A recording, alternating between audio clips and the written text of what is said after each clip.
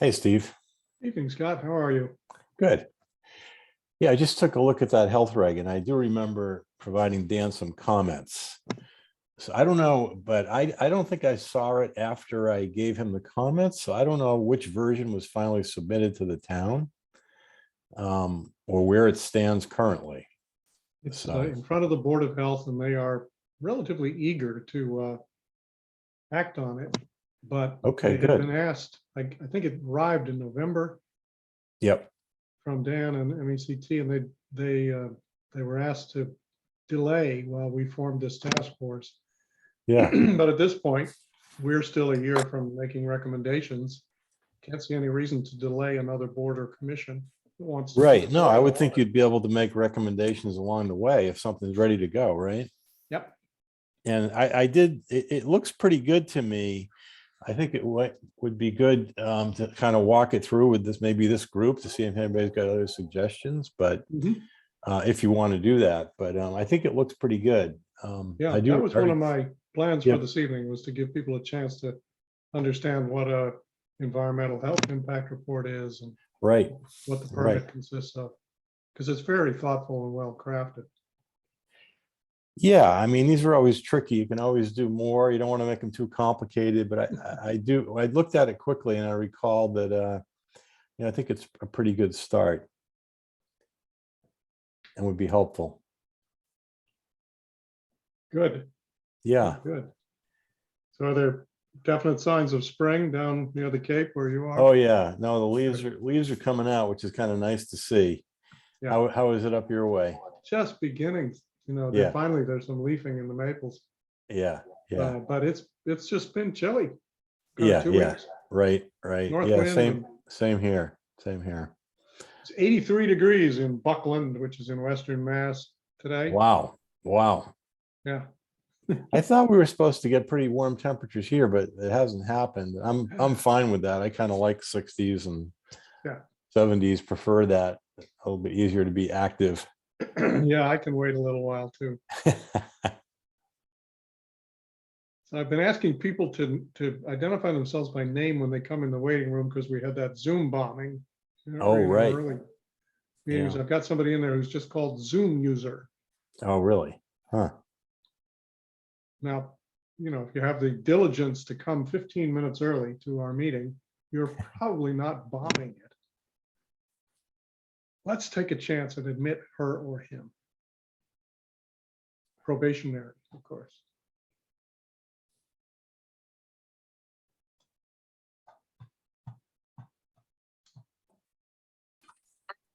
Greetings, Zoom user.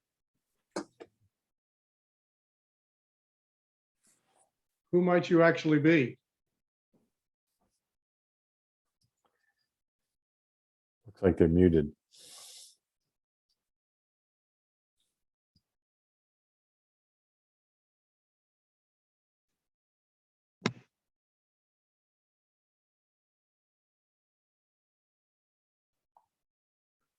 Well, a mystery to solve later, I guess.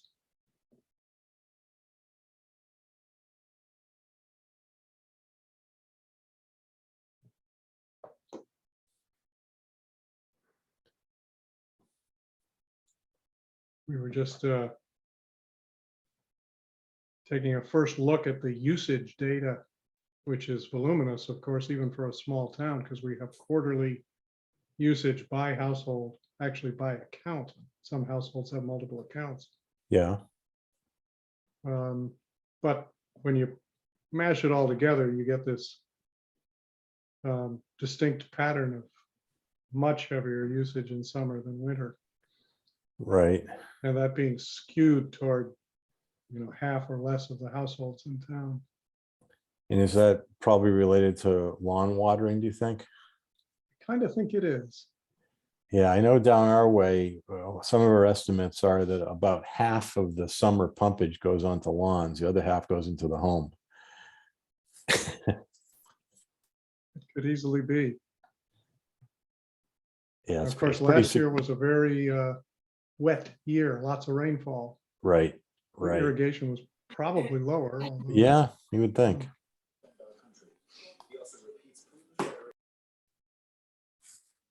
There's Peter. Peter Colarusso is actually running point on these new proposed regulations with Board of Health.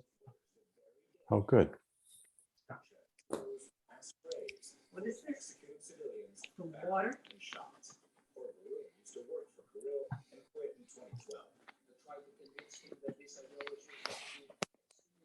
Wow, Chuck, thank you for coming. Gotta keep that low if you're gonna listen to that.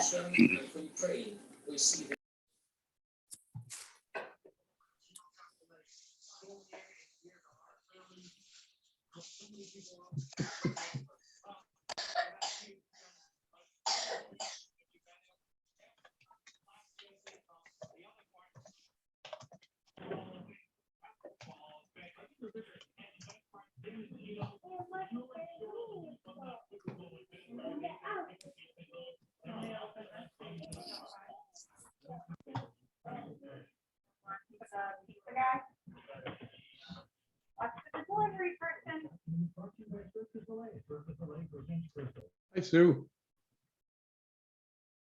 Going to make you a co-host. Okay. Hi, Steve. Hi. I like your background. Thanks. I think it's the mouth of the Merrimack. I'm not quite sure. It's pretty, whatever it is. Is it just the two of us so far? No, there's a good turnout. We have 8 right now. All right, I gotta change my view to gallery then so I can see I everybody. know.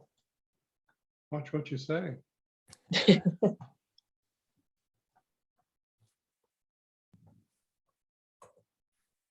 Although Ron Master Giacomo admits that he's double dipping. Got 2 devices, one tuned to CPC Zoom meeting and one tuned to ours. I'm impressed. Yeah, until the point where he gets them confused. Good evening, Tom. Hey, Steve, how are you? I'm Hi, pretty Sue good. Croft. Hi, Tom Keogh. You're doing a good job keeping those plastic flowers alive on the bench. Thank you. I'm very skilled at keeping the plastic flowers alive. I have to say, it's like my I gotta- long suit. I got to tell you, if you let them die, then you're really fired. It takes I a lot of know. attention. Yeah. No doubt.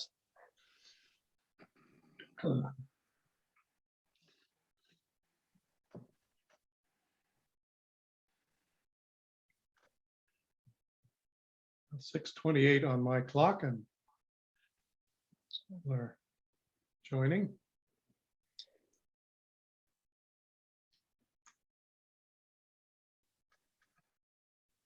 Olga Hayes, if you can hear me, can you unmute yourself?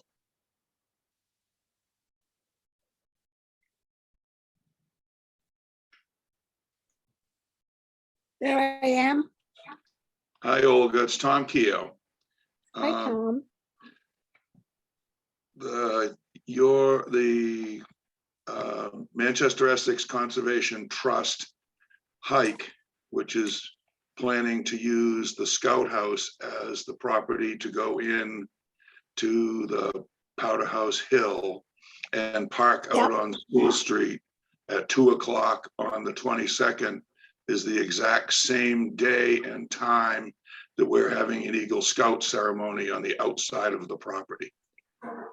My, I know that's, all right. is it possible that you could have people go in on Pine Street? Why don't I contact the people involved? Okay, I will do that. yeah, I saw that in the paper today and said that could be problematic. Yeah, well, we're, all right. I'll contact Jeff and Francie. Hi, I'll Jeff. send them an Jeff's email. here. Okay, thank you. I Tom, know, what do you Olga, think- everybody could park in behind Newport Park. There's a lot of empty spaces there. What about Seriously? the church? Oh, there you are. Did you hear that? Yes. Tom, what do you think about parking at the church? Is that no? Usually if you talk to Father Paul, he will let you do it. a Sunday afternoon, they're not going to be having a mass or a funeral or probably even a wedding, but he will only let you go if no one else is going to be there. Okay. All right, You I can talk to understand him. the situation that we're going to use the side yard for the ceremony. Yeah. Okay. Sorry, Mr. Chair. I knew this was not official business, but No, Important but it's stuff. good that Jeff is on there. Francie's probably on there also to hear that. Francie's with us. So, yes, she is. so there you go. I missed it. The point being, we can't park on School Street, right? Well, the other problem is that the ceremony is going to be out on the side lawn of the Scout House, and then you'd have to walk through the ceremony. Hmm. Okay, well. Okay, Thanks. folks. It's 6:31, Somebody- so let's Yep, turn sorry. from other important town business to the Water Resources Task Force. Welcome to our May 12 meeting. We're holding it on Zoom under the appropriate state laws and regulations. It is a public meeting, so I will invite public comment at points during the meeting, and simply raise your hand if you want to be recognized. The other ground rules are that if we need to vote, we will do so by roll call. And I'll ask that you reserve the chat function for technical issues, not questions or comments about substance. And of course, you can turn off your video if you prefer not to be recorded, because we are recording this as well as taking minutes. And we certainly have a quorum with 19 around the table. So welcome, 20 now. Thanks for coming. We'll begin with any announcements. I just wanted to tip the hat to Jeff Koshan for leading a marvelous hike around Gravelly Pond last weekend. It was done under MECT auspices, but most of the conversation was about water and drinking water and water supplies and whatnot. It's a great job, Jeff. Thank you. And I got the sense that it would be worth trying to do that again, maybe when the weather's a little better and when it's not Mother's Day, so that we could attract a good crowd. Yeah, we didn't have as many people as I thought, but just depends. I mean, if we did a walk around Shingle Place Hill, we'd probably have a lot of people right now. So at some point, we probably could get a lot of water people if the time is right. True that. There was intense interest from the dozen or so people who came in the whole subject of our water supply and treatment, and its history. So that was a big success. Any other announcements anybody wants to make before we dive in? All right, let's begin then. We're lucky to have Scott Horsley with us. I think we're very close to actually making that a contractual arrangement as opposed to a friendly one, which I think will benefit both of us. And for those of you who missed town meeting or weren't paying strict attention, one of the budget items was a line item for this task force, authorizing $80,000 for our use over the 12 months starting in July. So we can definitely plan on that retreat in the Bahamas. No, seriously, we can plan on some research as well as expert advice. I was going to say July isn't ideal in the Bahamas. Duly noted. Thank you for that. So take Make it advantage no- of having Scott here and ask if you would favor us with a report on the monitoring wells that you and MECT are doing. Sure, I can do that. With your permission, I'll share my screen, Steve, and just show you a couple of maps. Yep, let me just make sure you have, Looks like some of you need to enable me first. yeah, I do. The default here is that I have all the power. Okay, you should be good. Okay. All right, and can you see this map? Mhm. Okay. So yeah, I've only got I think 3 or 4 slides here, and I just wanted to update on what's been going on around, in this area shown on the map. And then I do have 1 or 2 slides on Gravelly Pond too, which came up at the last meeting that I attended. So I could show you those too. But what this map is showing is the triangles represent some potential proposed well locations to better characterize groundwater conditions surrounding the Shingle Hill site, but also south of 128, leading towards, and if you can see my cursor here, down this direction towards the Lincoln Street well. As you may recall from prior discussion, the mapping that was done for the Lincoln Street well was done in 1990, and best available information at that time. And these shaded overlay areas here represent official geologic maps that showed sand and gravel deposits. So I don't have the map here, but the zone 2 boundary was cut off just south of Route 128 that contributed down to the Lincoln Street well. Since we've been looking at this a little more closely, it does appear, at least from these maps, that sand deposit might actually run further north up to 128 and possibly even north of 128. So that's why we had proposed these wells, was to try to further document not only the material being whether, so we can confirm that this is sand and gravel, permeable sand and gravel, but also water levels such that we could establish a hydraulic gradient, essentially meaning which way does the groundwater flow. So those were proposed wells. Now only 1 well has been installed, and it's approximately this location here, although it's a little, I think a little further up here to the northeast. And I do have a map, but I don't think I put it in the presentation tonight that shows it a little more detail, but it has not been surveyed location yet anyways. But it's in this area here. Now the white areas here that are not shaded are mapped as glacial till, as opposed to the sand and gravel. And in fact, this well is in the glacial till. And the intent of that was to look at conditions that might be representative of the project site over here, because most of that site is in fact glacial till.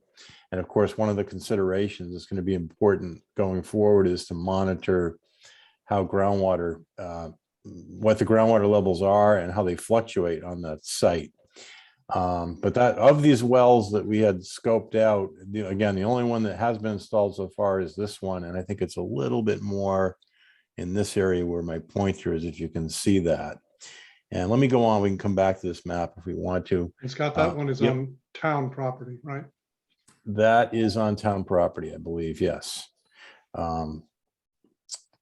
So this is just some preliminary water level data from that well. And what we've done is installed what's called a pressure transducer in that well, which takes a measurement every 15 minutes. So you can see this is actually when the well was installed and it was pumped, which is why the water level dropped. And this is a recovery of the water level following the pumping, which is a standard procedure once you install a well. And the purpose of that is to get the fines, like the silt and clay sized particles out of the well, so it communicates better with the aquifer. So really the groundwater measures that are indicative of site conditions really start here. And you can see that there have been some ups and downs, and the general trend is downward, which is typical this time of year. We've also plotted just approximately where the bedrock surface is. So this well drills down through the glacial till and into the bedrock. So currently what we're seeing is the water levels are below that bedrock surface in the bedrock, as opposed to up in the glacial till. It'll be interesting as we go forward here to watch how that changes. As I mentioned, we are in a typical time of year where the water levels are dropping. However, in this kind of environment, we could see some spikes related to large precipitation events, and so we'll be watching that. And that's really the most current data on that well. We did also install a pressure transducer in another well, but not a well that we drilled, but one of the older wells that was installed by the city of Gloucester, which I think if I can go back to this map, I think it's perhaps this well up here. the one. These are existing wells, by the way, the circles. So I believe that is the well that we have the pressure transducer installed. We will be producing a more detailed surveyed map of these locations. So this is really more of a, reconnaissance level mapping, just to kind of get an idea of the overall conditions. But we are getting regular measurements at this location as well as on this side. And you can see this well is in the sand and gravel, closely associated with a wetland, which I believe has been mapped as a vernal pool up in that area. And then again, this well is really more indicative of the upland parts of the site, which is comprised of the glacial till. So that's about what I can tell you in terms of what's happened so far. Scott, And there's a also- question about Yep. how you selected the sites that are south of 128. Down here. Mhm. Yeah, well, the reason for that was, as I mentioned, the existing zone 2 boundary, and I'm going to approximate it here. I don't have the map, but I think it cuts off right around here, meaning everything south of this line, according to the 1990 study, flows towards the well. Everything north of that line does not, presumably flowing northerly, because this at this point, the surface water flow in Sawmill Brook is heading north. So somewhere in here, there's what we call a hydrologic divide. Back in 1990, we drew that line in this area. But from everything I've been able to look at, going back over that report and all the data, we didn't have any wells in that area. We used the best available information, which is, common practice. It may be, so what we wanted, the reason for these wells, or the intent was to better define that and to see whether or not, in fact, there was flow contributing southerly towards Lincoln Street well from areas further north, possibly up in this area. That was really the intent of it, but those wells have not yet been installed. Yeah, the reason I'm asking that question is you mentioned that you wanted to get a better handle on the groundwater flow direction. Yes. And, I know these are approximate, but when you look at the well's configuration, it looks like it's in a straight line rather than These three. Yeah, than anything Yes. that's been triangulated. So I don't know if you had some other wells in the area that you were also going to be, taking some measurements. Yeah, we don't. And you're right, to get, real detailed flow conditions, you do want to triangulate. However, in this case, at least the first cut was intended to just see, whether the flow in fact was southerly in the direction of the well or not. But if you wanted to better define it, you would need additional wells. Commonly these studies are done in phases. It's an iterative process. And really the intent here was simply to try to determine, is the flow, where is the divide in a north-south direction, not really worrying too much about the details of whatever westerly or easterly flow components. I think it is fair to say, given the mapping of these superficial deposits, that generally speaking, the groundwater is going to flow along sort of the axis of those deposits. So it's likely that in this area it would flow sort of southeasterly and then have more of a southern. But again, that's really just educated guesswork. That's not based upon any data. But you're absolutely right. If you wanted to define this, additional wells would be required to get the third dimension of flow. Thanks, Scott. And there's some great questions here from Mike Carvalho. Yeah. Because our time is short tonight, Mike, I'm going to suggest that we direct those to Scott offline. I'm sure this subject is going to come back up in subsequent meetings. You okay with that? Sure. Great, thanks. I just So have a let's, couple other slides if you want me to continue, Steve, or is that Yeah, enough? please. Well, let me just show you. I just wanted to mention Gravelly Pond because, again, this came up at the last meeting. These are the maps from the 1990 report.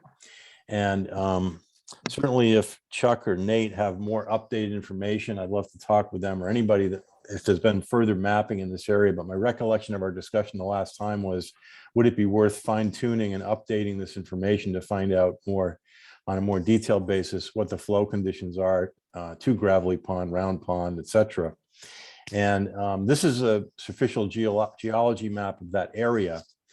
What it shows again is these permeable sand and gravel deposits mapped here as coarse deposits, and then also these sort of striped areas are shallow glacial till and bedrock, much like the other locations. So the simplest way to look at this is these are the highly permeable areas and these are the low permeability areas. So one method of sort of further detailing from a simple map like this, which simply shows the surface watershed, would be to break that down into more of these geologic deposits, because highly probably you're going to get much more groundwater flow through these permeable deposits than you would in the shallow till. And then I have one more. No, that was the last one. I'm sorry, but I wanted to mention another possibility here, which we've done on another project. If you wanted to determine where the major groundwater input is to, say, Gravelly Pond, one method is to go along the shoreline and put in very shallow temporary borings and measure temperature difference. This can be done in the middle of the summer or the middle of the winter, because the groundwater stays pretty much the same temperature.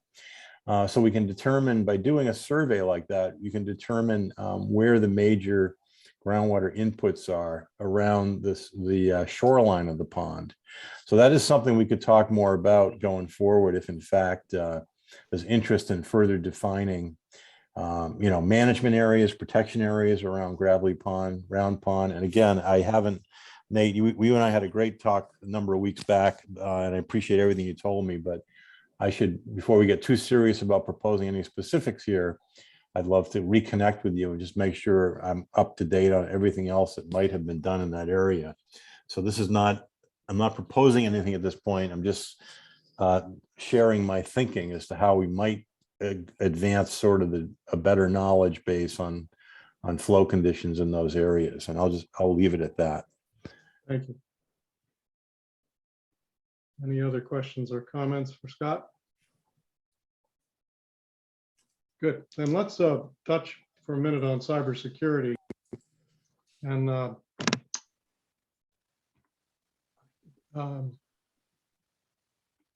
is Ron here tonight?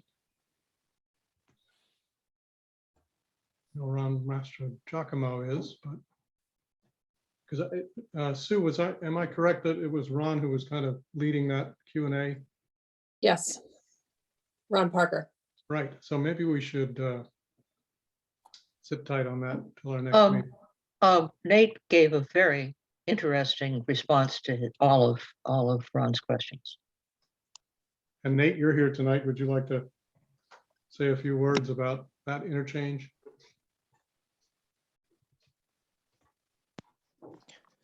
Yeah, so we, Chuck and I had a conversation with the Woodard and Kern folks that manage the SCADA network there, and just ran through all of Ron's questions. I'm not going to pretend to be an expert in any of that stuff, so I don't know as though I can elaborate on much more than what I had written in the email.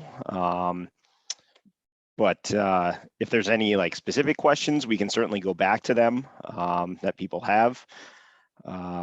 But generally they're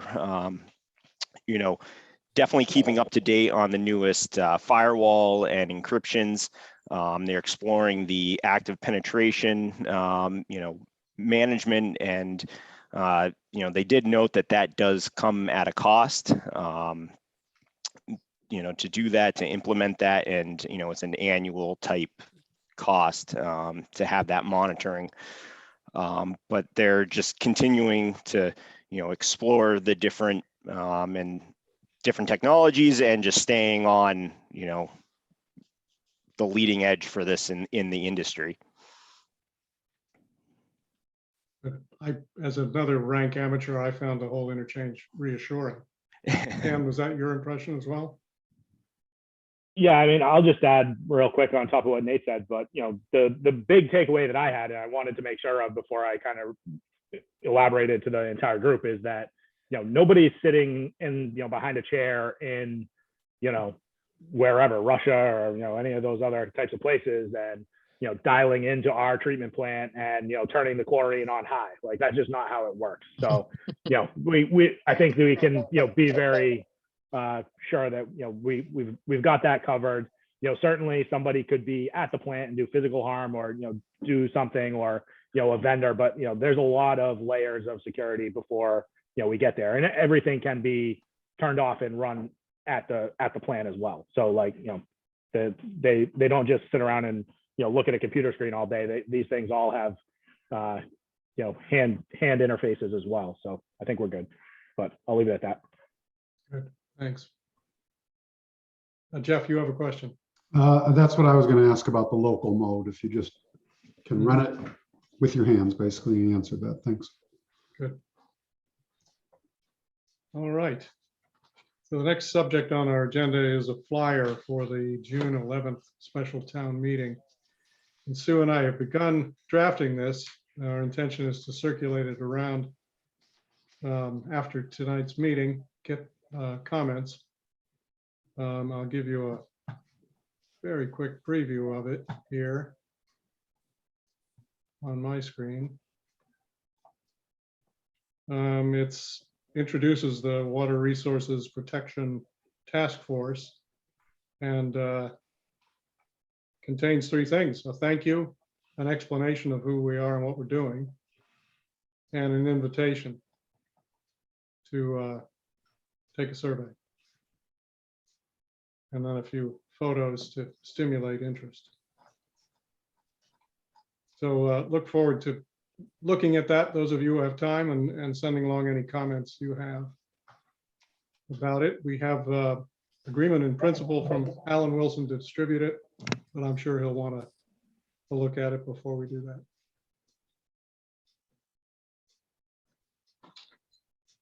So the meat of our matter tonight is the updates from three groups: Group 1 on usage of land, Group 4 on quality and contaminants, and Group 5 on citizen engagement. We already did most of that with the flyer.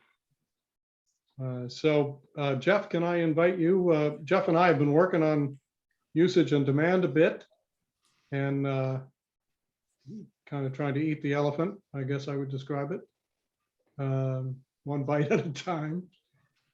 Jeff, do you want to kick this off? It's Steve and I, we have discussed statistics quite a bit. Steve has some data from 2021. I think other people have that as well, as far as usage and top users and residential versus commercial and all those types of things. And I guess, Steve, we're trying to decide how to improve things, if it's conservation, if it's carrot, if it's stick, and where to go with all that. So I think that was our main part of our discussion. Yeah, I'll just add that it's a very data-rich environment because we have usage rates, actual usage by quarter and by household, or actually by account. Some households have more than one account with the water department.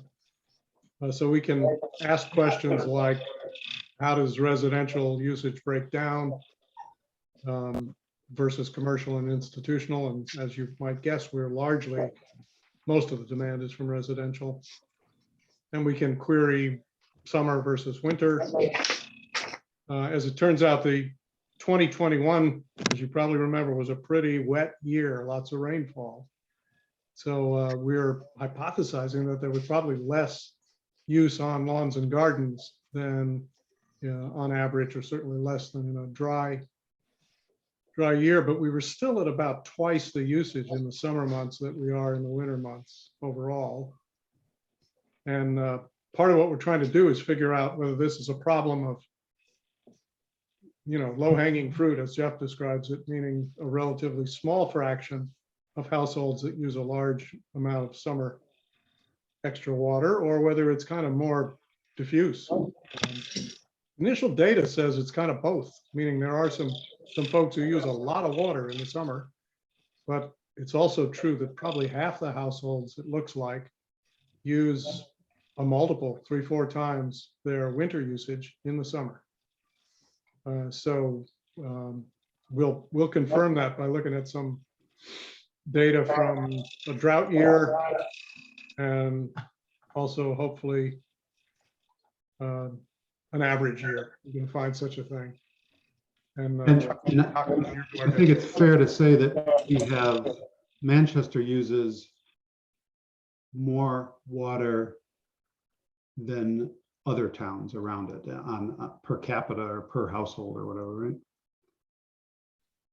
Yeah, I'm not positive about that, but it's a good hypothesis.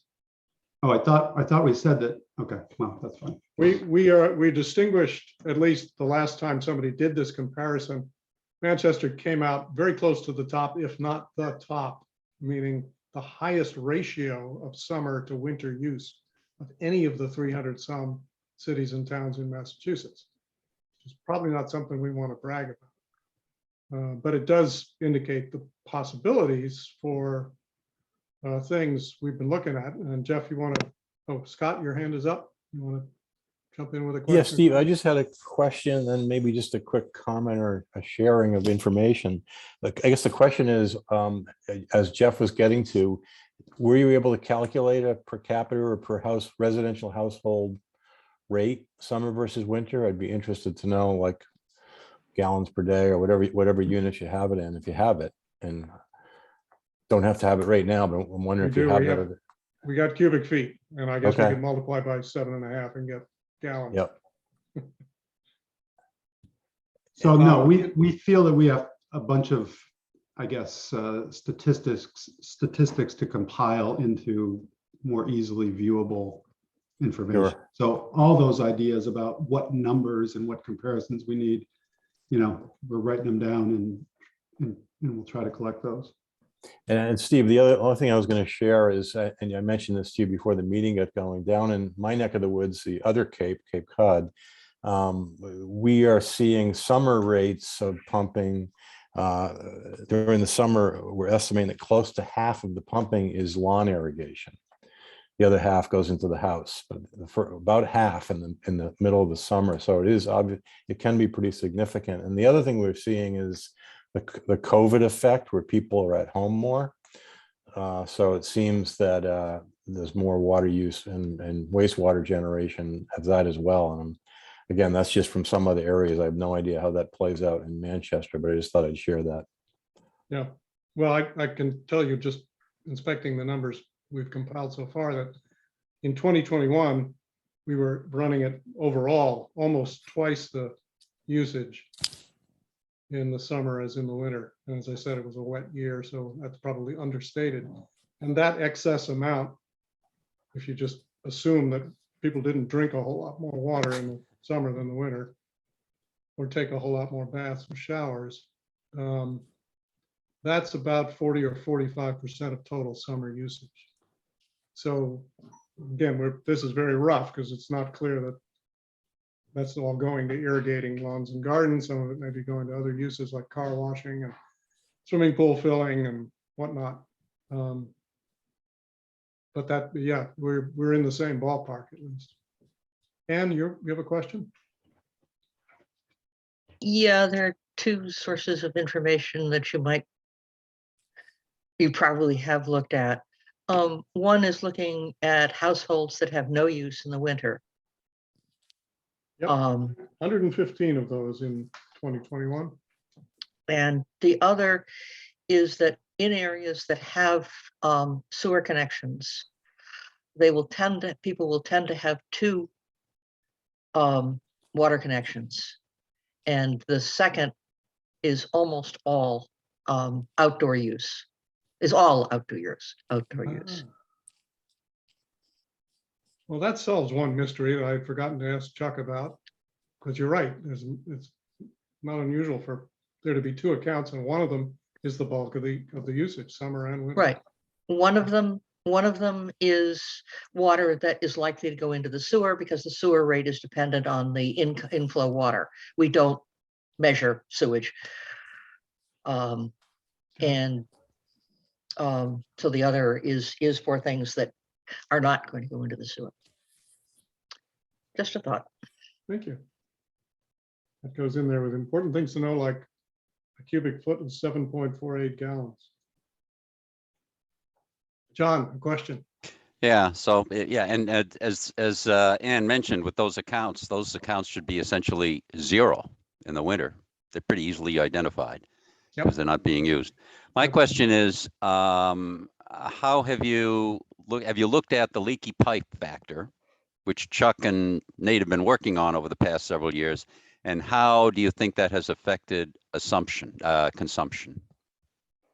Well, I wish I knew. I'm going to kick that over to Nate and Chuck. That, I mean, there is one individual whose usage in the winter was colossal and 10 times his fairly hefty usage in the summer. And I have to assume that he was that was metering a leak, but I don't really know. And that kind of begs the question of how much does leakage go onto people's accounts, or is it happening, upstream of their meter? Chuck, can So, you give us yeah, I some mean, guidelines? in general, if there's a leak after the meter, the meter captures it, and that, Sue does a real good job of, kind of flagging accounts that have some sort of, out of the lines of, what we'd expect. And so she will, contact those people and tell them that they have a leak. So that does happen occasionally. We also do leak detection on the mains, and that does include service connections if he can hear them. So it basically puts a fancy stethoscope on the valve or hydrant or other piece of pipe that's connected, and then listens for running water at during night or periods of low flow, or sometimes it's going so fast that it has to be a leak, not somebody turning on a tap. So that does happen, and we flag them, and people fix them.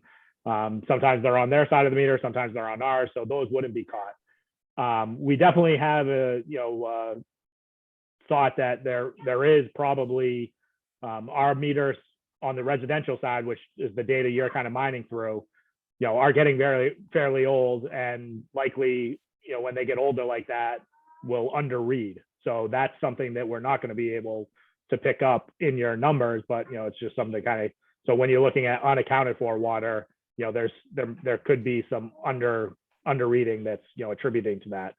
And then the other thing that we've also mentioned is at the treatment plant itself, we are replacing the finished water meter and the raw water meter. They were old school Venturis. I think Ben has a picture, so I'll get that picture and send it to you guys. But essentially, those old Venturis, just get filled up with the same iron and manganese that you see in pipes that we take out of the ground, and they don't read accurately at all. So now we've replaced those with mag meters. So kind of a next phase, maybe 6 months from now, or certainly 12 months from now, will be to kind of compare our monthly use, even though it's not 100%, but compare our monthly use, coming out of the plant from, say, July of last year to July of this year, and see, where that comes in, because that certainly could be another place where we were we're definitely misreading. It's just a matter of where we're misreading to the good side of unaccounted for water or the bad side of unaccounted for water. So I think that answers all the questions, but Yes, yeah, and the other thing to keep in mind is the irrigation meters. Those are measuring direct flow for that's not going into the sewer. So that's kind of probably the number you want. The way we use it is we deduct that number from the sewer bill. We call it a deduct meter, but that's what you go with from there. Excellent. Well, we've also begun looking at possible action steps, possible implications and policy changes. For example, as an alternative to bans or restrictions on the use of water during drought. We've been thinking of possibility of utilizing rainwater, both with some municipal changes, but primarily with private homeowner changes. Recognizing that that's not something that can happen in a year or two, but that kind of long-term change in habit and in utilization has, if you don't start it, it just isn't going to occur, habits being what they are. We've also looked at some of the information on gray water usage, which of course is probably going to be more challenging, right, Jeff? Yeah, I mean, it's hard to retrofit a house to capture water that goes down the sink, but not down the toilet. Yeah, easier to capture what's coming off the roof. As we already do that in most houses, we just kind of send it as far away from the property downhill as we can. And trying to brainstorm about better landscaping, you know, I mean, we see that out west right now, but you know, maybe these 150 biggest users, maybe a third of them would be open to improving the types of landscaping, grass, et cetera, that they have, that they're probably landscape maintenance people take care of. So those are longer term, more difficult solutions, probably. I gotta give my, sorry. Show you this, but this is a local organization, Greenscape Cape Ann, that has a lovely brochure about options you have for alternatives to perennial ryegrass and bluegrass that require less mowing, considerably less irrigation, and frankly, less weed control chemistry applied to the lawn. I don't know how much traction these folks are getting because it's entirely a voluntary thing, but that's along the lines Jeff was suggesting. That's a possibility. I'm a little skeptical of the stick approach, but everybody's going to have their different opinions there. I would rather be, no, anyway, that's enough said.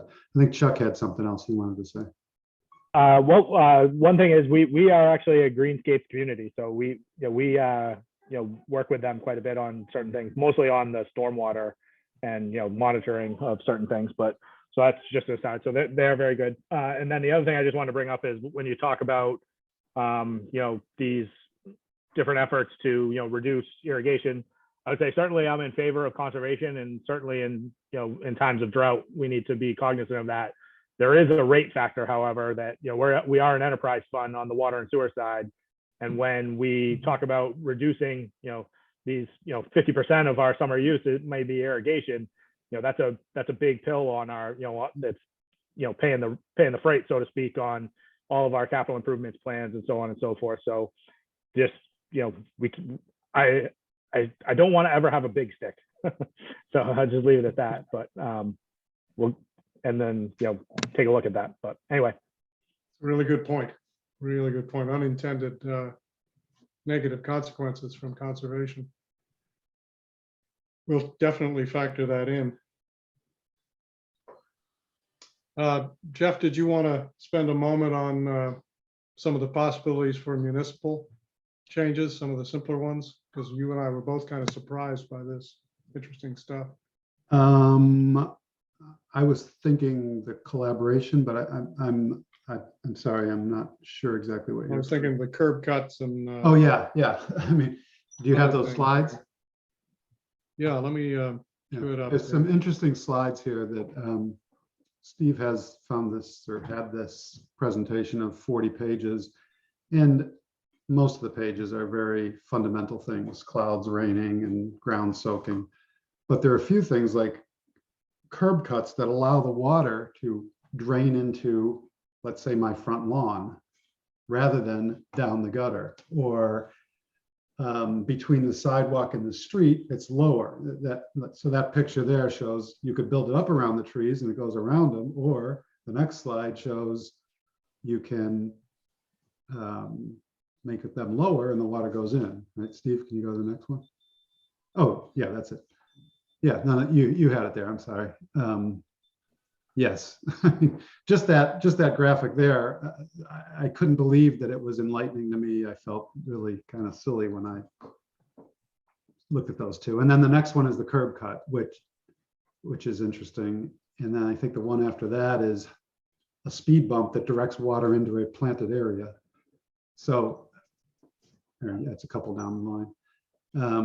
That one there. I mean, that speed bump is purposely designed to direct water into where they need it, probably out there in the west somewhere. So though, I don't know how much difference that can make, but I did see the hydrants being flushed the other day up on the top of Norwood Ave, and it was running equally down Desmond and North Street, and it was as big a torrent as I've ever seen. I've just always thought about all this rainwater that immediately goes into the creek and then the ocean. There's so much water there. It'd be nice to capture it. Yeah. You can see there that's lower than the sidewalk. I mean, it's all obvious stuff, but it wasn't immediately, I just didn't think of it. Yeah, neither did I. Not surprisingly, it's not so prevalent in this part of the United States, if it's prevalent in the United States at all. So looking at scenes from Australia and Europe and elsewhere here.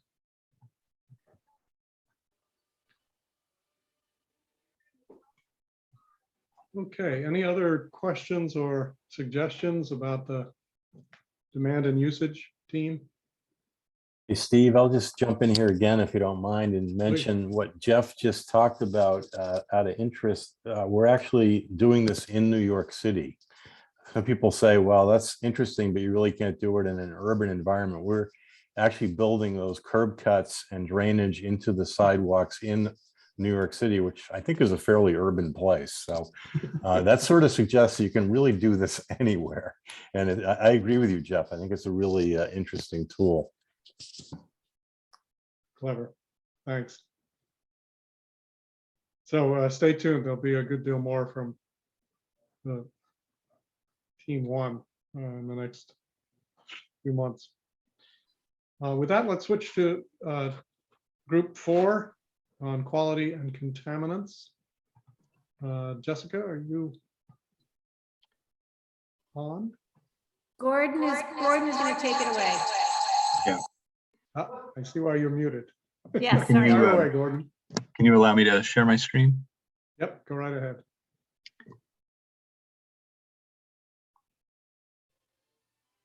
Okay.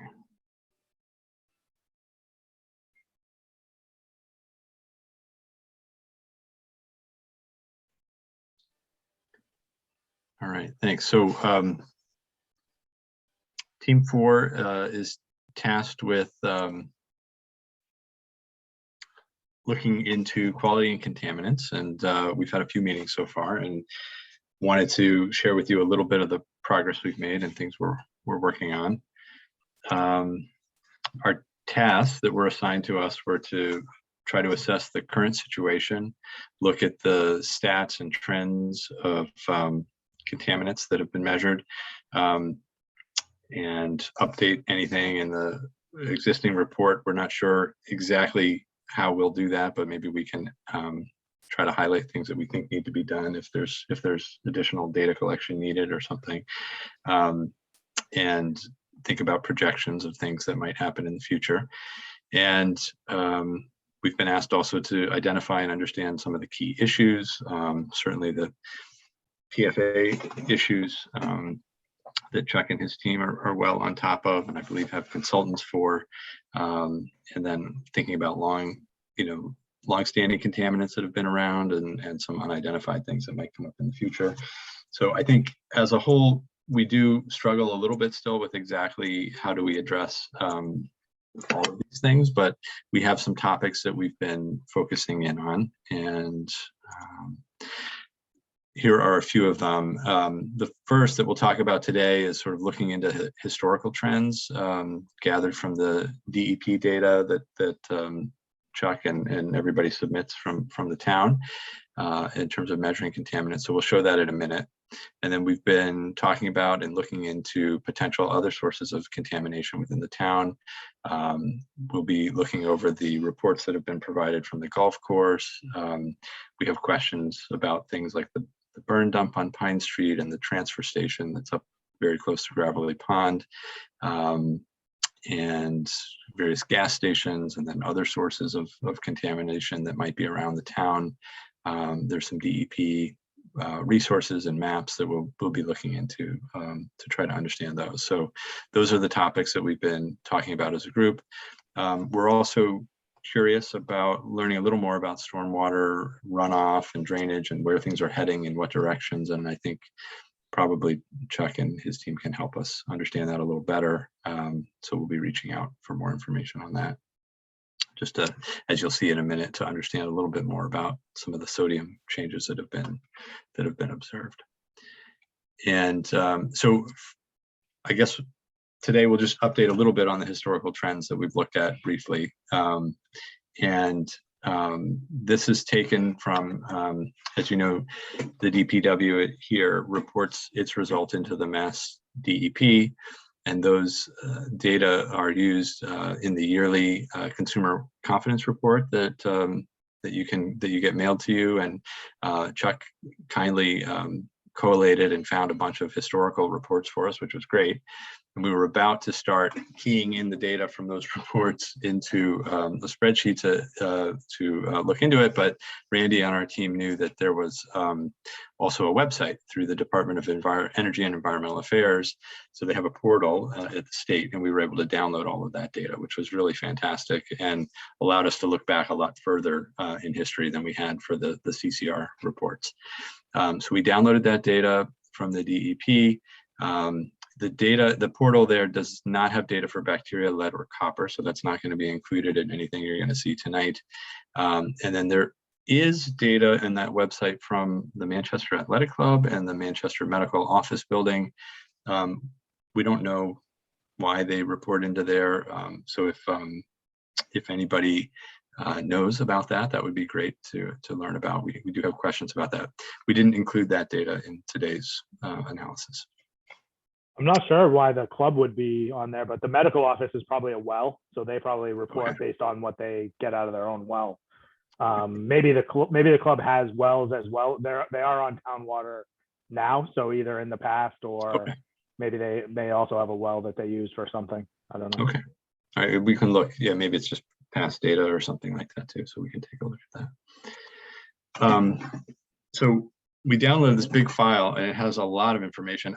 We were just amazed at all the things that the DPW measures. I don't know, Chuck, if that's required that you do that or just for fun. I'm sure it's required that you're monitoring all these things. But it was overwhelming. There was a lot of data. So we started looking at it one at a time, and I think there's still value to do that. And we'll show you how you can do that in a little bit. But then we applied some modeling to the data to try to identify those contaminants that were changing, either increase or decreasing over time, just to make it a little easier to parse through the data set. So we applied a linear model to the data over time to see which things were changing. And we first filtered out any data set that had less than 3 measurements, just so we would have enough data to do the fitting. This eliminated all the raw water data that's on the website because there were only a few measurements reported there. And there's lots of contaminants that are measured and are marked with an ND in the database. We believe that means not detected. And so I think that's good news that there's a lot of things that are not detected. Okay, so then everything you're going to see in the next slide is just for the finished water data then that we had available to us. And so this is a graph of contaminants that are showing significant change either up or down at the Gravelly Pond water treatment plant and the Lincoln Street well. And just for folks who aren't familiar with this type of presentation, there's a line vertical in the middle here for 0 change. And then things that are on the right of the line are increasing, and things that are to the left are decreasing. And these horizontal lines are the confidence intervals. And so something like this that has a confidence interval that spans the 0 line means the fit is not really clear. Is it increasing or is it decreasing? And so we wouldn't worry too much about that. And we're going to try to focus in on those things that clearly fall on one side of the line or other, and then we'll show you some examples of those. And so what it shows us is that, you know, we are seeing a trend of increasing sodium in the Lincoln Street well, and I think Chuck mentioned that in one of our earlier meetings, that he's aware of that. There's a few things like bromodichloromethane, which we'll show you in a second, is maybe a little bit of a false signal, and we'll talk about why that is. And so there's limitations to this approach. Some of these others, I think the bromodichloromethane and the chlorodibromometane, Chuck can comment, but I think these are byproducts of the chlorination process. And so maybe not surprising that those would appear in the water. And then a decrease noted in fluoride at both sites, but not very much. And so you can then dig in a little deeper and look at the actual data for any one of these things. And so, oh yeah, we'll do that in a second. This is other sites that were reported in the database. And that was another question we had tonight, because we're not really sure about these sites either. So hopefully Chuck or somebody can chime in, but there's one labeled as 120 Old Essex Road and another labeled as elderly housing. And those had a few things, again, I believe related to the water treatment process that appear to be increasing over time. So, all right. Jumping into the trends, then we can look at any one of these reported contaminants and look at the trends over time. And this is the data for sodium from about 1990 to today. And so it does appear, at least for the couple of measurements here, that it's increasing in the Lincoln Street well. Yeah. I changed everything, that I had the heat level and the time. Okay. And so that's sodium, and you can see Gravelly Pond seems pretty flat, maybe a slight increase, but nowhere near as much as the Lincoln Street well. And it was noted that these things start to tick up around the time of the new school in 2009. I'm not sure if that's related or if this was a trend that was going to be happening anyway. There's been a lot of good discussion within our group about, is this due to surface treatment of the roads with ice melt, or is it due to, you know, inundation of seawater or any other source? So it would be interesting to hear maybe Chuck's thoughts or other people if they have thoughts on that and how we might be able to get to the bottom of that. So, I mean, if do you want me to wait till the end? Or Yeah, no, yeah, please go ahead. Yeah, okay, well, yeah. So I would say that if anything, it's interesting now that you've kind of charted it like this. I never had done that in the past, but you know, I would say the fact that it is the kind of corresponds with the time for the middle high school makes a lot of sense to me. And that we had talked to them. I think they probably weren't aware, that what they were doing might have an impact. So I did check with them when we got that last reading that you saw really caused us some concern. I have been in touch now with the the people at the school that are in charge of the walkways and the parking lots and whatnot. For when we repaved Lincoln Street in 2019, I believe, we actually removed a couple of the catch basins and the outfalls into Sawmill Brook, and actually made it more of like what you saw in the presentation by Jeff there with the and we actually changed the grade of the road, so it's now going away from the well. So instead of going into the side that might be under the influence of the well, it actually goes the other direction, like towards the elementary school side, and into the brook there and down. So so I think from the street point of view, I think we're doing the best we can. I would actually probably attribute a little bit of that to the school if I had to guess. Now based on that, the other thing I need to check in with is the state DPW and the make sure that the 128 area is also being a low salt area, because I'm not so sure that that's taken into account. Yeah, and obviously this was mentioned in the 1990 report, and I don't know that we ever implemented any of the salt restrictions that were recommended then. So I think we probably want to take a look at some of those things. There definitely is one on Gravelly Pond Road, on Tobacco Road. Okay. But I don't know about 128 or Okay. And then the other one that was interesting to me was the fluoride. That's actually we did that on purpose. That was our question. Yeah. We lowered the level from, I think, 1 milligram per liter down to 0.7 or 0.5. Yeah. Something. Okay, excellent. So we'll take a look at that in a second, but that's what we thought. Thank you. Yeah. Oh, here it is. Okay. Yep. So you have tight control over that one, it seems. So that's great. And is that to reflect new health guidance or new recommended practice? Yeah. Or Yeah, they changed the kind of recommended dose from 1 down to 0.7. And okay. so, we're happy to go to the lower one. Yeah. Yeah. Okay, excellent.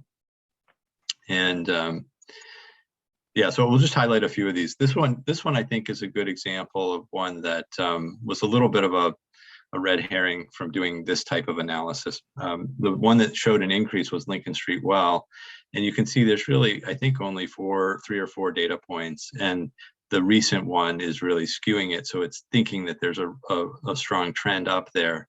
But I really wouldn't make much of that when you only have 3 or 4 measurements and they're spaced out like that. And I don't know if there's any consequence to these or not, but for the most part, they seem pretty flat at all the sites. And this is another one of the these byproducts of the chlorination process, I guess. And there does seem to be a trend going up at these 2 locations. And Chuck, maybe this is a good time. Do you know what these 2 locations are and why they're part of the sampling? Well, I know we're required to sample in the distribution system, and my guess is that because these are public housing, okay. I'm guessing that's the Plains and the I'm not sure what the name of the one is up by Old Essex, but so anyway, I'm guessing that's what that is, and they're probably just easy places for us to get into to take the samples, or maybe we're required to because they're maybe sensitive populations, but so I would assume that. And it's interesting. I don't know why. I don't have a good explanation why those would be trending up right off the top of my head. I'll have to think about it. And I mean, it could be just a there seems to be some trends, some cyclic things going on here, and so maybe it's not really going up, and if we keep measuring it, it'll come back down. But Chuck, Gordon, just the PLS sounds like it would be the Plains, and that is on Old Essex Road. But 120 Old Essex Road is half to 3/4 of a mile further up. That's almost all the way up to 128. Yeah. Well, so we are supposed to get kind of the extremities of the system when we're doing that sampling. So that would be, I guess that would be kind of a theoretically old age, edge of the system, and you're supposed to, maybe we're seeing that change over at that point, or so that's why those were where we're taking it. So it looks like there would not be one for Newport Park. There should, so I think you had one on Raymond Street, so that'd be another kind of the extremity of the system. There are some other, Was there one out on like the edge of Bridge Street somewhere or something like that? Or we could look at all the locations. This is just what we have data for this measurement. I mean, I can get more info from Ben on that stuff, but not off the top of my head. I don't have a good explanation. 42 Raymond Street is just about the intersection of Raymond and Butler. Gordon, as a part-time statistician, I'd say these data sets are either coming from remarkably similar samples, like very close together geographically, or they're telling us that this is not noise in the system. This is a signal that's worth paying attention to. Yeah, well, it sounds like these are on the same street at least, so that may make sense. And then, because everybody cares about it now, the PFAS 6 that's been reported, and so this is sort of the visual look at what the levels are doing from what's been reported into that system. I know Chuck is following this very carefully, but you can see that Lincoln Street Well is really skirting that upper limit there, and the Gravelly Pond has got a bit of a cushion at the moment. And if anything, I think Gravelly Pond was trending downwards a little, but it's just I think we have a lot more data now too, so I would be interested to see what it looks like. We have a couple more data points.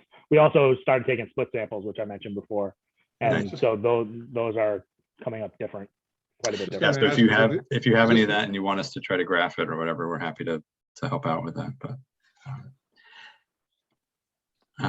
All right, so that's basically all we had for that. We did make a little dashboard, so we invite you to explore for yourself. You can, I'll show you that in a second, just what it looks like. This is hosted on a website that has a limited number of hours of use, but that's okay. If we run out, it'll just tell you, wait till next month. But it allows folks to look for their favorite contaminant of interest and see what's going on. So not a whole lot of measurements for that one, but oops, I'm picking winners tonight. Okay, so here we go, fluoride. So there was the fluoride. If you want to see it with the maximum level there, you can have that, or you can get rid of it and just see the data and how it's trending. All right, so then you know, if that type of thing, if folks think that's helpful in terms of communication and stuff, we could think about putting more of those kind of interactive things up there. It's fairly inexpensive to get, you know, more access for more hours of a month if we wanted to do that, or we can inquire about, you know, government access for lower fees. So if that's something we're interested in, we can explore that. All right, so curious, Gordon, I don't know if you folks have talked about this or not yet, but there's upsides and downsides to inviting the general public to inspect these data. That's not our team's remit, so we'll leave that to the other team for communication to think about what would be best. All right, so just in summary, we were able to get this data back all the way to 1989 in some cases from this state portal. And we use linear modeling just to highlight the things that seem like they were changing in one way or another. Sodium seems to be the standout at the Lincoln Street well of one of the few things that seems to be significantly changing, and it does seem like it started to really ramp up in the, you know, about 12 years ago. And then there's a few other contaminants with upward trends that appear to be byproducts of the water treatment process. So, you know, we should maybe think about that if it's an issue, or if it's just part of the cost of having clean water. So one thing that we will do that will likely, you know, change that trajectory a little bit is add a mixer to the tank, so that you're not getting, you know, old water, you know, charged into the system from the tank. And so that's all part of your disinfection byproducts and stuff. So having a mixer in the tank should help those numbers. So that's just something that we might, you know, that we might be doing anyway that helps. Okay. Other than that, I think the best thing you can do is like just more summertime flushing or something like that. But okay. Are there other alternatives than salt for road treatment? I think we have to have another discussion about all the ways that we should address, salt, sodium, it seems. And I don't know, it came up in the team, if sodium increases, should chloride also increase, or do those travel through the environment in different ways? Because we're not seeing an uptick in chloride. And I don't know if any of the other folks on the call know the answer to that.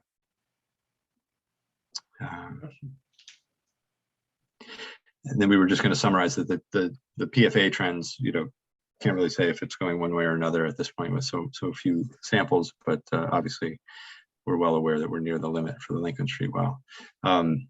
So we had a few open questions from all of this. We were curious about the additional sites. It sounds like from Chuck, there's just other sites within the system that are required to be tested at the edges of the system and things like that. So that's very helpful. We did wonder if there might be more raw water testing available for sodium, just to really rule out any part of the treatment process that might be adding sodium in. And then we had questions about if there were policy changes for the fluoride, lower fluoride, and it sounds like indeed there were. So that sounds great. And that's really all we had. I just want to thank everybody on our sub team. It's been really a good discussion, and we, I think, a team effort. We wouldn't have been able to pull all this together without everybody's help. So thank you guys. This is great stuff. Thank you very much, folks. I had one other question, which is, have you looked at, or will you look at the epidemiological consequences of any of these contaminants? We weren't sure what the group wanted us to do. You know, we've just done minimal stuff to query some of these things that we weren't familiar with to see where they might be coming from.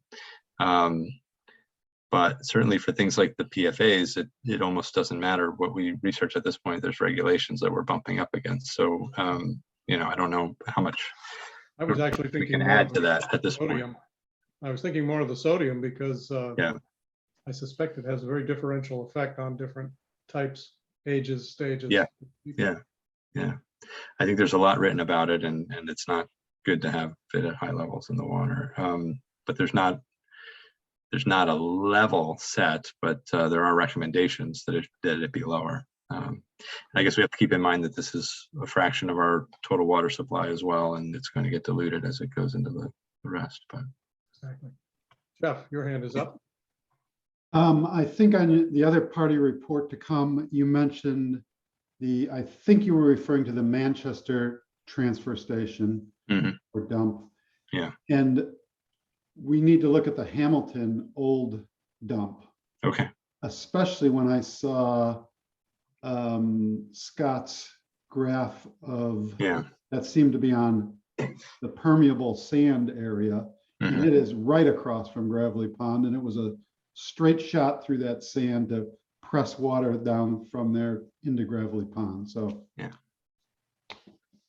And so, I mean, I guess that would sort of get back to this question of should we be doing the kind of well drilling over there that we're doing over by the other, you know, by the Cedar Swamp to try to map out the groundwater flows better in that area.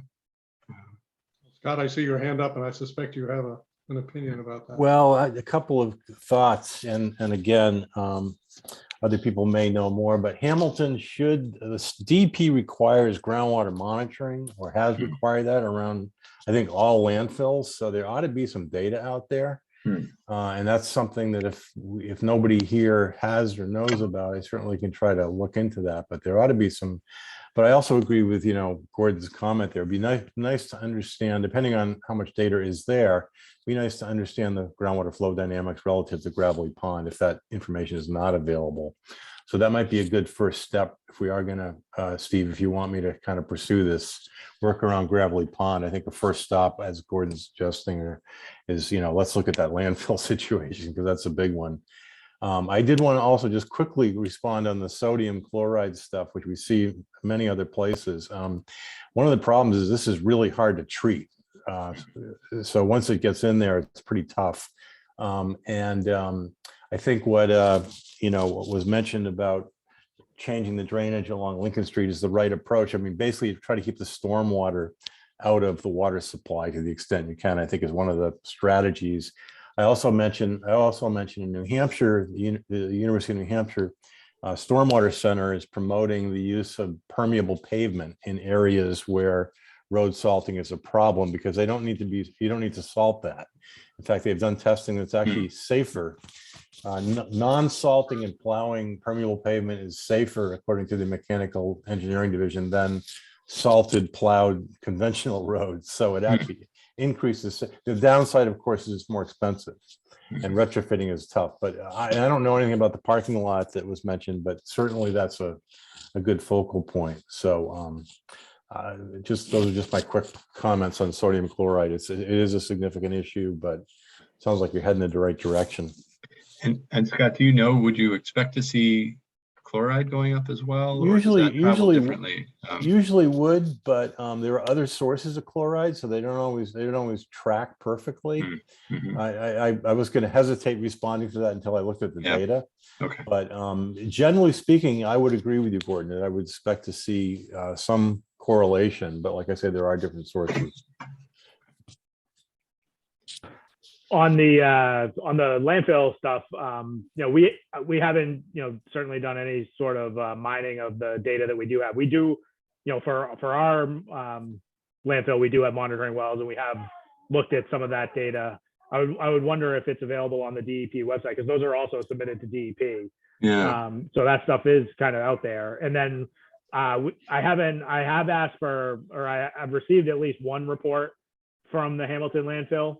And, between, our information and the stuff at the, that we got for Hamilton, again, it was only, kind of a one-off thing, but just like at a cursory look, we do have PFAS in the, in our monitoring wells at very high levels that we don't see at Gravelly Pond. So and those are very transmissible, I would think. So, so somehow or another, they're not getting into Gravelly Pond, which maybe we shouldn't take that for granted.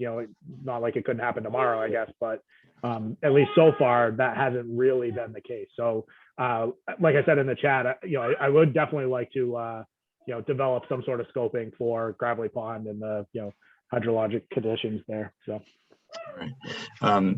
Yeah, I should mention the portal that we used has a lot of other data types in it, and this was just drinking water that we pulled the data for. So that's a good point. These monitoring wells might be they're probably on that side as well. They're probably under like solid waste, reporting. Okay. All right, cool. Excellent, thanks. Nate says it's not mandated on the solid waste side, but okay. Scott, your hand is up, but I suspect that's a leftover. I'm sorry, I'll put it down. Great. Yeah, the solid waste, on the solid waste side, sampling for PFAS in our monitoring wells around the landfill isn't mandated by DEP.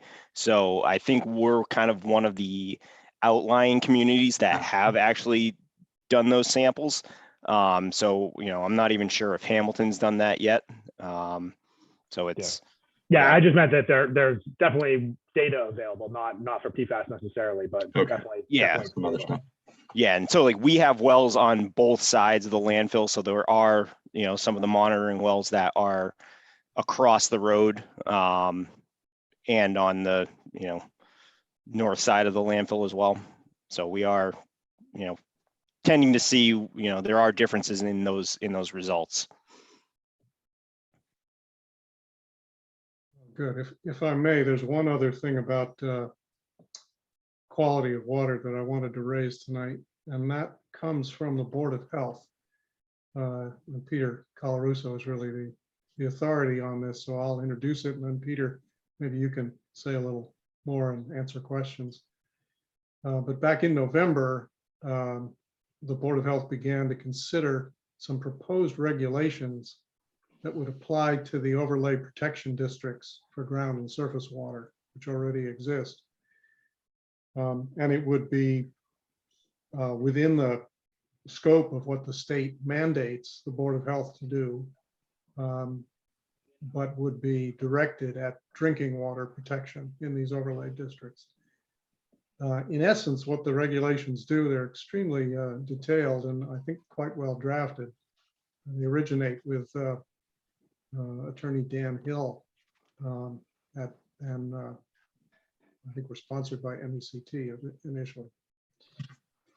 Essentially what they do is require a new report, an environmental health impact report, be developed by any applicant who's proposing on-site wastewater disposal within these zones for 2 or more dwelling units or any substantial commercial dwelling of over 7,500 square feet.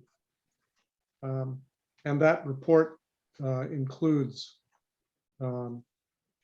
performance standards to assure that contaminants, simple contaminants like nitrogen, as well as more complicated ones, are not do not leave the property that's being developed. In other words, they don't enter ground or surface water within the overlay districts. I'll stop there because, as I said, they're fairly detailed, quite detailed and fairly complicated. And what I thought might make sense is to put them on our website and give you all links to them so that anybody who wants to scan them or read them in detail can do that. The question for us is whether we have any reason to ask the Board of Health to continue to delay considering and potentially adopting these new regulations. They held back in November because we were being formed as a task force to focus on water protection, which seemed like a great idea, but now we realize that we still have a ton of work to do before we can get to recommendations of our own. We may develop some along the way, but this this effort is already quite a ways down the road ahead of us. And I guess the question is there anyone on the task force who believes that we can gain something by holding up, asking the Board of Health to delay this until we complete our work? Personally, I don't see any. I think we're chasing the same objectives here, and they've obviously done a good deal of homework. But with that, I'll invite Peter, if you want to say a few words about where this stands and how the Board of Health has reacted so far.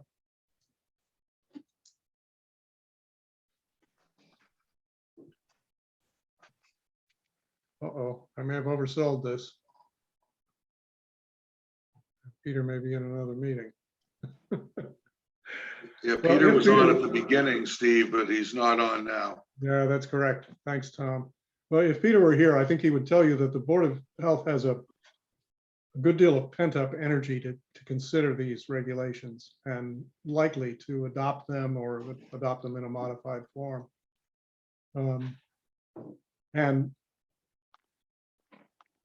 from their standpoint, since it is all within Board of Health jurisdiction, and as you may or may not know, the Board of Health operates under state law and reports to the State Board of Health.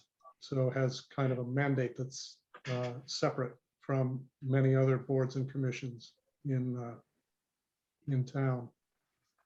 From their standpoint, it would make sense for them to proceed with it. And I think Peter would advocate for that fairly strongly. But I don't think it makes sense to do that unilaterally or without giving all of you a chance to look at this and to speak up if you think there's something to be gained by asking them to delay. So if I could ask you to take a look at this over the next week or two, we'll put it in the follow-up email and see what you think. Which brings us to the question of our next meeting. I'm observing that we have a pretty good turnout at the 6:30 time, but I'm open to suggestions, difficulties people are having. Please speak up. Joe? You need to unmute.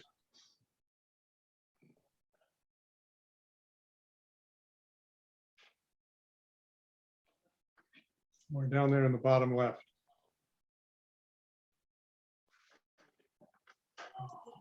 Okay. I would like to choose another day other than a Thursday because we have CPA meetings every Thursday.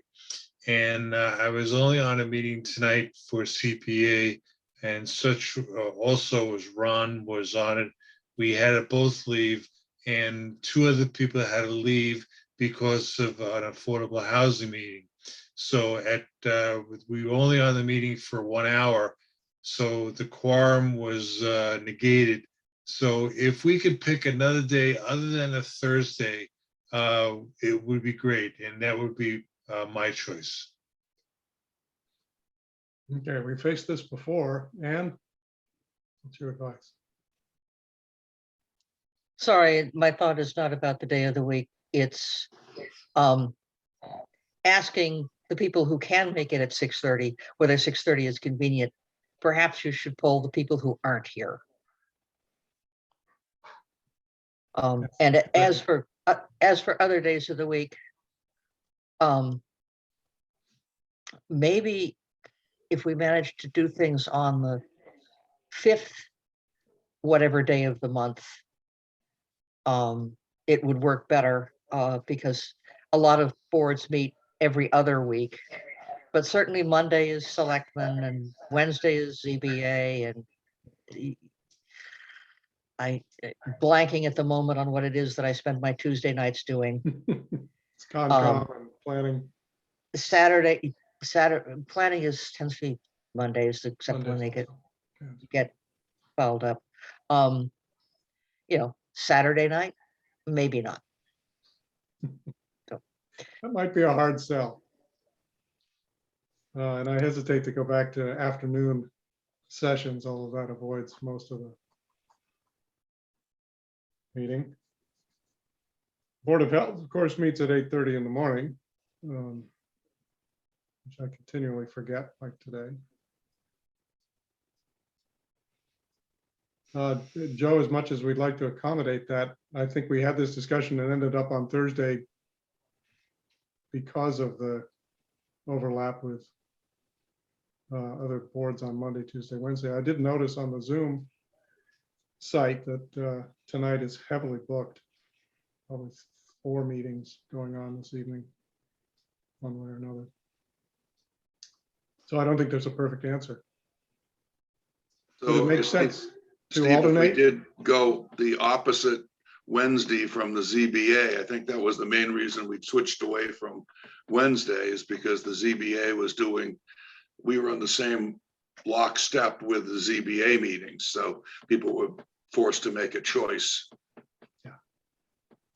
So Tom, is the ZBA now meeting every 2 weeks, or are they staggered schedule of regular and 40B?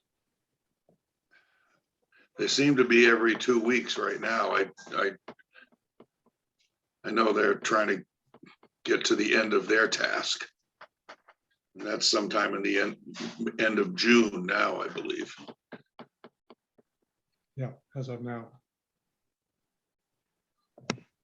All right, well, Wednesday, that sounds feasible. I was afraid that they were on every week between the regular course of business 1 week and the 40B the other.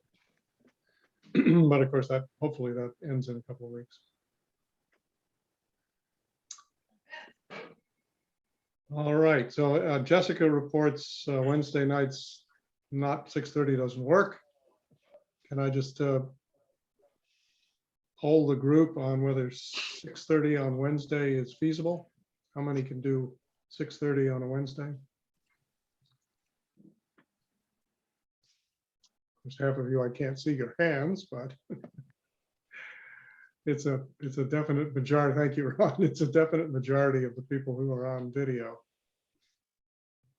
For me, Steve, it depends upon the Wednesday. A lot of things are like every other week. And so it depends upon the day. And Thursday is the same sort of thing. Although Understood, Thursday is the best for me. You're going to have a tough time no matter what the story is. That's true. Well, whatever drinking water Chuck Dam is drinking, I'd like to have some of that. That's a remarkable age transformation. That's Otis. Ah, hi, Otis. Very intrigued. All right, with that in mind, why don't we'd have to go then 3 weeks to try a Wednesday that isn't in sync with ZBA. They met last night.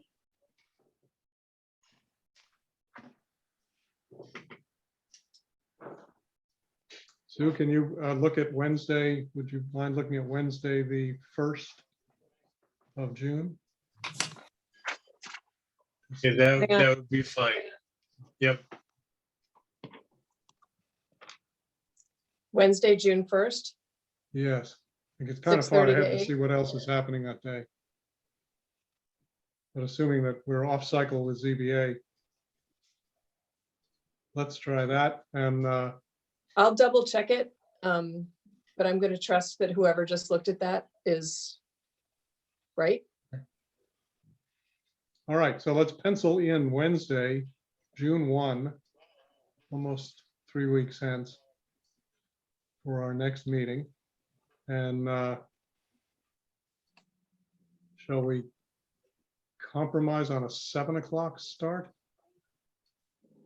We still won't get Jessica. We may miss a few other people.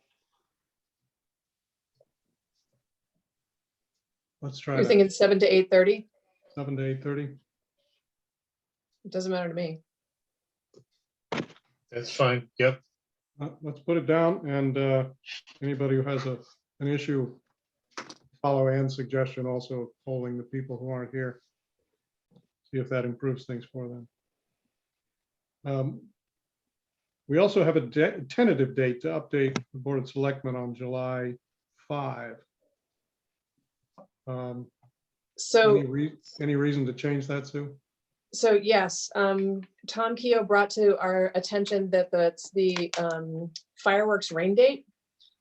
So probably not ideal, because I'm guessing, I don't know, and those of you on the Board of Selectmen can correct me if I'm wrong, but would that not change if, I guess they would have the meeting anyway, but to Tom's point, it probably wouldn't be very popular for people to have to go to the Board of Selectmen meeting to present this on the day that the fireworks are happening.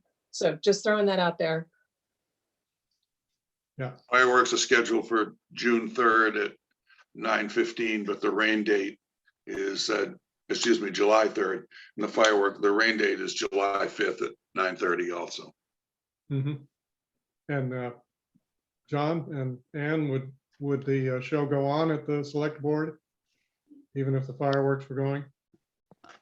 I think the select board show always goes on pretty much if it can. Yeah. Yeah, with your own fireworks too, usually. Gee, I don't know. What are the odds of that? I'm just looking at the calendar. Never rains in July. I'm optimistic. All right. Well, we can make a game time decision, can't we? Because if Yes. we'll know 2 days, 48 hours ahead anyway. That would shorten our meeting, which really That's would be right. a plus. I'm sure there'll be no objection from the select board. The backup date would then be the following Monday or 10 days? Then it would be the 18th. Okay. Let's go with that. Unless we decided to do a meeting on Thursday, kind of depend on what we had Yeah. on our plate. Okay, well, sounds exciting. We'll pencil in, plan on the 5th and allow for bad weather on the 3rd. The last thing we need to do is actually take a vote on a proposed consulting contract with Scott. This is the contract for now through July 1st. So obviously he's been working in good faith to some extent for us, coming to a couple of meetings and doing some review of the 1990 report. And Sue, the contract is finalized now and typos eliminated and such? Yep, ready to go. Okay, do you want to give a quick scope of it so that people know what we'd be spending and what we'd be getting? Yep. Hang on a second.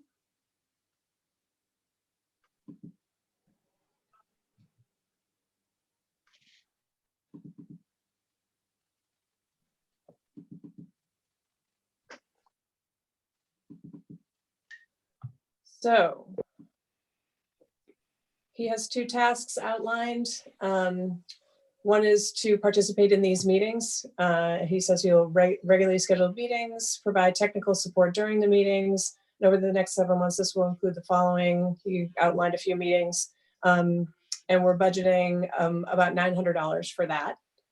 And again, this is just sort of the initial contract that we're doing. There's definitely going to be more that we're going to need from him, but I don't know that anybody knows yet exactly what that's going to be going forward.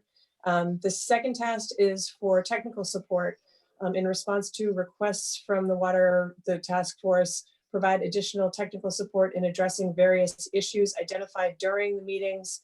Based upon preliminary discussions, this will include assistance with the following tasks: the development of water resources production regulations, delineation of critical groundwater protection areas to drinking water supplies, and assess whether the proposed project at 133 Essex Street in Hamilton would negatively impact the town of Manchester's drinking water supply.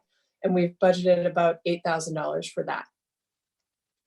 Okay. So we're looking right now at about $8,900. And as you mentioned, we have, I think, a budget of $80,000 that we can use for just anything like, hydrologists that we need to hire in addition to Scott or, whatever. There's a lot of opportunity here. And it seems to me there's plenty of money to work with.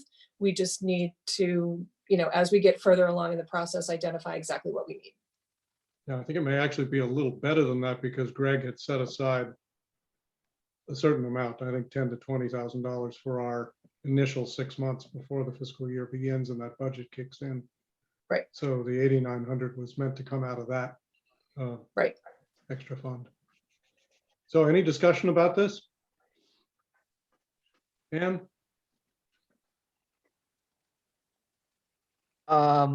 In my position as Grinch, I don't like signing contracts that I haven't read. Fair enough. It I would can it be email it to you. possible? Would it, well, I'm not going to read it right now. I Right. understand that. We can certainly arrange for it and put this off for 3 weeks. I think we That would make have me- enough good faith back and forth with Scott that he'll Yeah. survive that. It- Mike, it did you would have make- a comment? Just to the point, extent of what the hourly rate is, $200 an hour. it's more than reasonable. Thank you. To me, it's good. We get the small town rate. Small I'm town. and I'm very happy old client. to email this to everybody on the task force and everybody's welcome to take a look at it. Yeah. Like I said, I think this is just a preliminary, but once we, get him under contract, I think it's easier to sort of keep it going forward, depending on what we need from him. Yes, and as you heard, we're certainly going to use his advice and maybe some more direct help on this issue of groundwater movement around Gravelly Pond. Yeah. Okay, so we will put that off. No vote required tonight. John? Yep. Yeah, just a question. So the way it's written now, there's a cap of $8,900 on this for Scott Through July 1st, yes. through July 1st. Okay, and that's fairly well defined. I just see other things coming up and I don't want to constantly revisit. So I will take a look at the contract, but I would perhaps change that cap so you've got a little bit of room so you're not revisiting it constantly. Yeah. Okay. Yep, that's worth noting, although we were trying to look forward to the month of May and June when he drafted it. Good. The only other thing on our agenda is to review and vote the minutes from the April 28 meeting.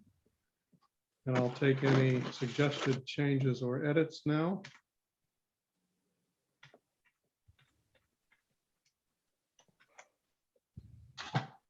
I guess I have one, which is toward the top of page 2, all the comments, third bullet point, monitoring is being done for PFAS around the landfill.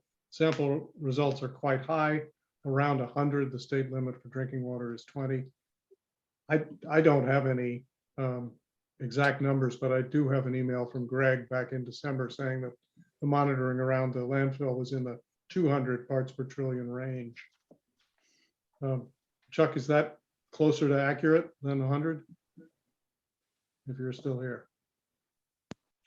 Yeah, it was a bit all over the place. There were definitely a couple of wells I think peaked just over 200, like 213, 215, something like that. There was another few that were in the high 100s, and then some down, in the lower, under 50.